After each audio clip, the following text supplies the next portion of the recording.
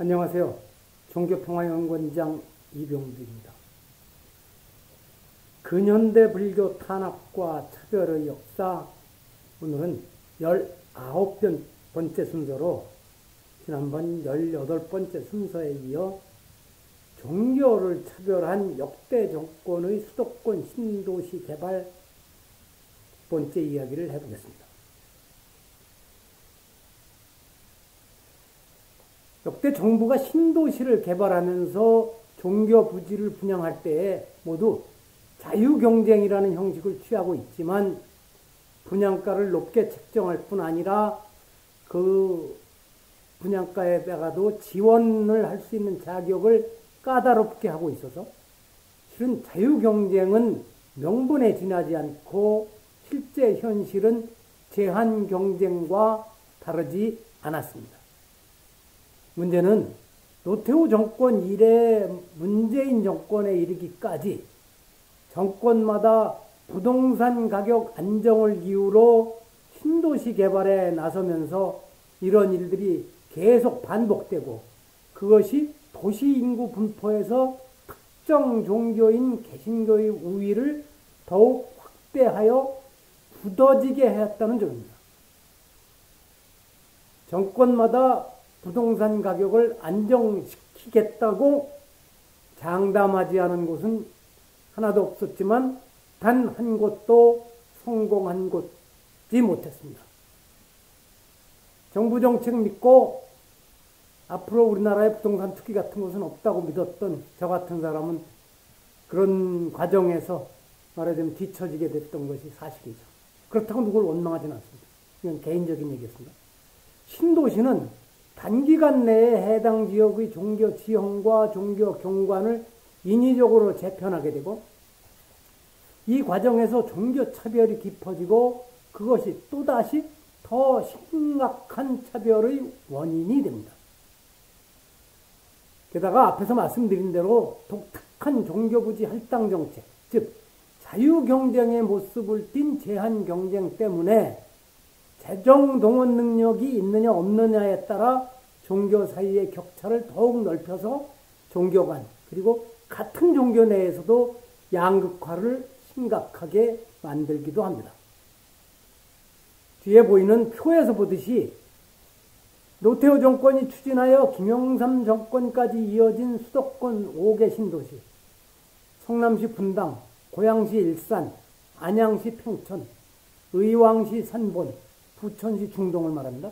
이 5개 신도시에 할당된 종교부지 106개, 106개 필지 가운데 개신교가 74.5%, 불교가 11.3%, 천주교가 7.5%, 기타 종교에서 6.6%를 차지했습니다. 신도시 개발 이전부터 그 지역에 자리 잡고 있던 종교시설들은 대체 부지 용도로 전체의 절반 정도에 해당하는 종교 부지에 대해 수의 계약 권리를 얻었지만 그곳에 자리 잡고 있던 말하자면 사찰이나 교회입니다. 분양가를 감당하기 어려워 대형 교회 등으로 그 권리를 넘기는 일이 허다했습니다.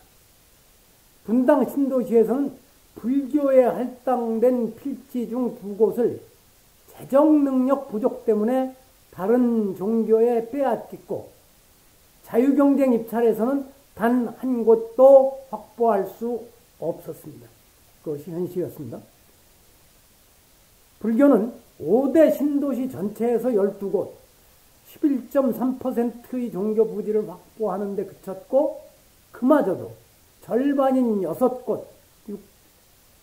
6곳이 산본 신도시에 몰려 있었으며 일산 신도시에서 3곳, 중동 신도시에서 2곳, 분당 신도시에서 1곳, 평촌에선 1곳도 확보하지 못하는 초라한 실적을 내는데 그쳤습니다. 반면에 개신교는 전체의 3분의 2에 가까운 79개 필지, 74.5%를 차지해 수도권 5대 신도시에서 독보적인 존재감을 보여주었습니다. 1990년대 이후 수도권 5대 신도시에서 다른 지역에 비하여 개신교 신자의 비율이 빠르게 증가해 높게 나타난 현상은 차별적인 종교부지 배분 경쟁에서 개신교가 승리한 데에 그 원인과 배경이 있었을 것입니다. 이 경쟁의 결과는 곧바로 정치, 경제, 문화, 사회 전 분야에서 영향력 격차를 가져오게 되어 국회의원을 비롯한 공직자들의 개신교 쏠림 현상을 일으키게 된 것입니다. 신도시 종교부지 확보 경쟁 시스템상의 문제점은 종교 간 차별뿐 아니라 같은 개신교 안에서도 빈부격차와 양극화의 현실이 심각함을 보여주었습니다. 분당 신도시를 예로 들면 개신교가 확보한 21곳의 종교 부지 중 기득권, 연고권에 따른 대체 부지로 종교 부지를 확보한 토박이 교회가 9곳이었고 여기에 할렐루야 교회, 베델교회, 광림교회, 여기도 순복음교회, 지구촌교회, 갈보리교회, 성락교회 등 서울의 대형 교회들이 가세하여 부지를 확보하고 자매교회를 세워 신도 확보 경쟁을 펼치는 과정에서 그곳에 있던 소형 교회들은 어려움을 겪을 수밖에 없었던 것입니다.